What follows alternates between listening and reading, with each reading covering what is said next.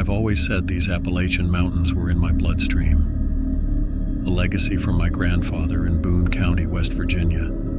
Every time I roll down the highway and see those steep ridges rising in the distance, something inside me sparks to life, like part of me recognizes home. This time, though, that welcome feeling came bundled with an unsettling undercurrent I couldn't quite explain. The plan was simple enough: drive from Michigan to New York City, pick up my friend who needed extra help traveling, and head back to Detroit.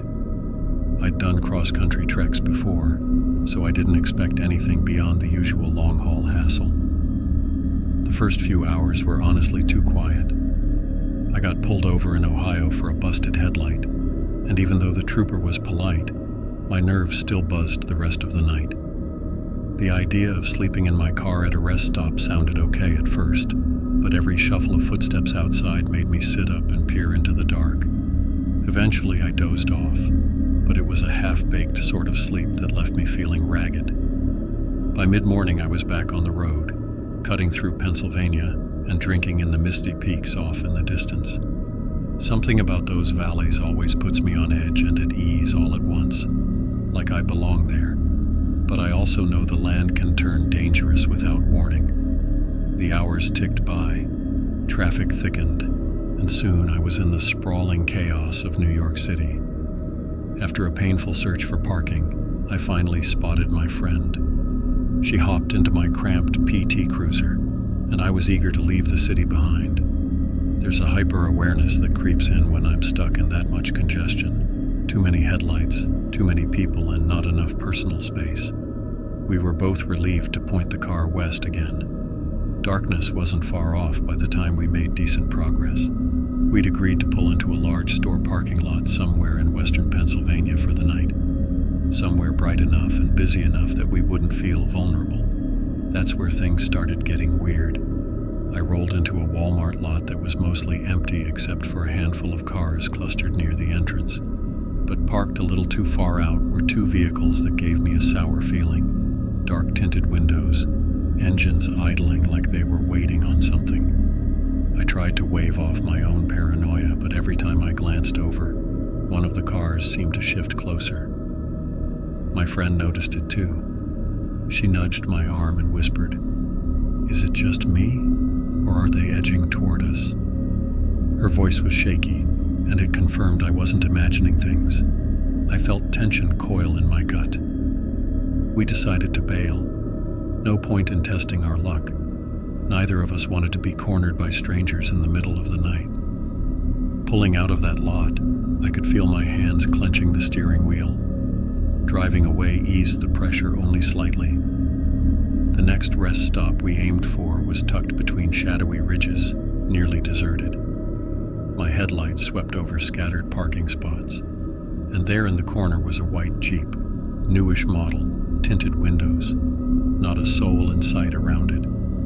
In the back of my head, I was screaming at myself that I was just being jittery, but I couldn't shake the thought. What if it followed us from the lot? It seemed too coincidental. My friend leaned forward, trying to see if anyone was inside, and that quiet question hung in the air. Could it be the same one? We didn't linger long enough to find out. I swung the car around and got back on the highway, half expecting the Jeep's headlights to pop up in my mirror. For a while, it was just darkness and winding roads, the trees crowding in on either side. My friend and I didn't talk much. We were both in our own heads.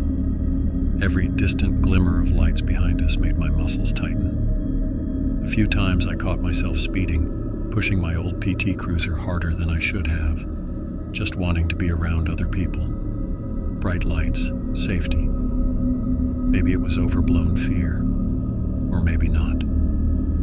Eventually, we spotted another big box store off the highway, a place that was open all night. We drifted into the lot, found a spot neither too hidden nor too exposed, and tried to settle in. My friend reclined her seat, fiddling with her phone, and I leaned against the door, letting my eyes close. The adrenaline buzz was fading, replaced by sheer exhaustion. The plan was simple: get some rest, wake up, and push on at dawn. That's all we needed, right? But a nagging alarm kept sounding in the back of my mind. I couldn't help imagining a set of headlights rolling in beside us again. I'd always prided myself on having good instincts, especially on the road, and something was shouting at me to stay alert. Maybe the night was messing with my head. Maybe it was the mountain air, but I couldn't settle. I just kept checking the rearview mirror and scanning the corners of the lot, half conscious, waiting for a sign that everything was about to unravel. Looking back, I should have known I wasn't going to get a peaceful rest. The real trouble was just around the corner, and a part of me sensed it even then. The mountains have a way of holding secrets close, and that night, it felt like I was driving straight into one. I'd been through my fair share of late-night drives, but none that left me quite this tense. We'd found another big parking lot, a large store glowing in the distance like some lifeline, and I figured we could finally try to rest. My friend was nodding off in the passenger seat, leaning her head against the window. My eyes felt heavy, but every time I let them close, I'd jolt awake at the faintest hint of movement in my mirrors. At first, the lot seemed almost peaceful, only a smattering of cars, plenty of overhead lights, and the steady hum of night shift employees hauling carts around. I tried to tell myself we'd been imagining things earlier, that those suspicious vehicles were just random folks passing through. Then I spotted headlights drifting in from the far side of the lot, and my grip on the steering wheel tightened again. A white Jeep Compass glided across the asphalt and parked right next to us. There were at least a dozen other open spaces, so why pick the one so close? I glanced to my left, and there he was, the same driver who'd been lingering in my memory, like a fleeting shadow I couldn't quite get rid of. He was young but worn somehow, his gaze heavy and unflinching. A cold energy rolled off him, making my nerves flare. Part of me wanted to brush it off, assume I was just stuck in my own fears. But the longer we locked eyes, the more certain I became that this wasn't random. My friend must have sensed it too. She snapped awake, following my stare. I heard her mutter something like, "Not again." And that was all the push I needed. I cranked the ignition, yanked the gear shift into drive, and tore out of there. The wheels squealed, echoing across the mostly empty lot. I almost expected the Jeep to remain behind, some bizarre coincidence put to rest. Instead, the headlights came to life and stuck to our bumper. I felt a jolt of adrenaline rush through my limbs as I realized we were being followed yet again. The highway ramp was up ahead and I gunned it, hoping I could leave him behind in the open stretches of road. But once I merged, those lights were still there, unwavering. Mile after mile, I tried to ignore the tightness in my chest, the nagging thought that I'd let this go too far. Yet I couldn't slow down, not with that Jeep trailing me like it was locked on. Ahead, the mountains rose against the sky, dark silhouettes capped by faint moonlight. We thundered onto an exit, hoping to lose him in the twists and turns of back roads. My friend pulled out her phone, trying to chart a route that might confuse any pursuer. We zigzagged through narrow highways, winding through steep valleys and lonely clusters of trees, the path weaving in a dizzying snake-like pattern. Each time I dared glance back, those headlights burned in the darkness, unshaken by the hairpin curves. Exhaustion gnawed at me, and I wondered how long we could keep this up without making a critical mistake.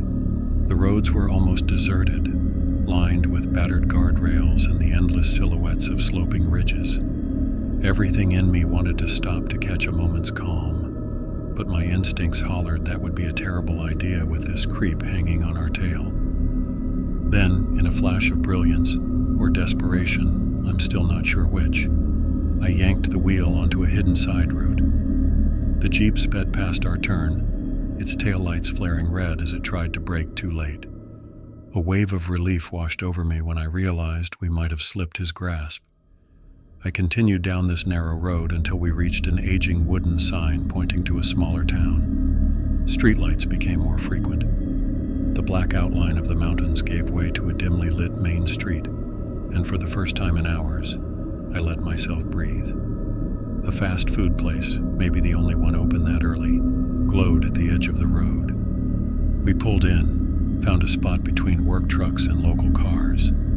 The safety of other humans moving around was enough to let the tension in my muscles ease a bit. My friend and I were so drained, we just collapsed against the seats, windows still rolled up tight. After so many panicked miles, the distant hum of a drive-through speaker and the smell of stale French fries felt like a blessing. When the sun finally started creeping over the ragged skyline of mountains, I stirred. My neck ached from sleeping at a weird angle. Outside, life was picking up, people stepping in and out, an elderly couple walking their dog along the sidewalk. No white Jeep in sight. You'd think I would have been relieved, but an odd sense of dread tugged at me. Had we really lost him, or was he just biding his time? I checked my phone, half expecting messages from family asking where I was, but it stayed eerily silent. The air felt thick with unresolved tension. My friend and I ordered some breakfast, greasy but hot, just to ground ourselves in something normal. Every so often we glanced out the windows, scanning each vehicle that pulled through. Nothing suspicious. Yet neither of us could fully shake the lingering paranoia. It felt like we'd gone through some twisted rite of passage in those mountains. By the time we climbed back into the car, the morning sunlight was streaming in, almost too bright against the tiredness in our faces. A part of me wished we could head straight home without another break, but I knew I had to keep an eye out for that Jeep, as though it might materialize again. The realization was chilling. A simple trip to help a friend had morphed into this frantic late-night chase. Sure, maybe we were both wound too tight. Maybe the stranger was just some random jerk on a power trip. But I couldn't shake a deeper suspicion that he was dangerous, and that under the vast sky of Appalachia, anything could happen. We buckled up and drove off, leaving that small town in the rearview mirror. Each mile of highway felt both relieving and nerve-wracking, as if something could pop out any second. By the time we found a route that led back toward Detroit, the mountains were starting to fade behind us. I couldn't help thinking about how, despite my deep respect for those old ridges, I was leaving with a new, grim awareness of the shadows they can hide. I took a final look at the looming outlines in the mirror, imagining that white Jeep hidden somewhere in the valleys, lying in wait. Even if I never found out who was behind the wheel, that night changed me. I used to think of these roads like a second home, a place of comfort and belonging.